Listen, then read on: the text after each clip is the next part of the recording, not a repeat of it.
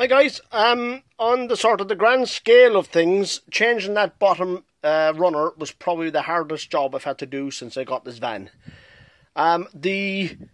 Someone had been at it previously trying to take it off, and I ended up, they'd completely rounded off all the splines on the inside of that, so I ended up having to take the sides off the bolt, grab that one with the vice grips. But on the inside one, as you can see down there, was seized on solid, and I ended up having to use the gas torch and a coal chisel and turn it out with the coal chisel. It took me about an hour and a half alone just to get that one bolt out. Now, as you can see, that's got a completely flat side on it. That's why it was just literally sliding along on the flat edge. Coupled with the fact that the whole runner was full of rust and dirt and crap. So that's now all cleared out. The new hinges, the new runner is in place. I've sanded and cleaned all the inside rail along the back there, and it's now got a fine healthy coat of grease. So guys, as you can see, the door runs nice and freely now.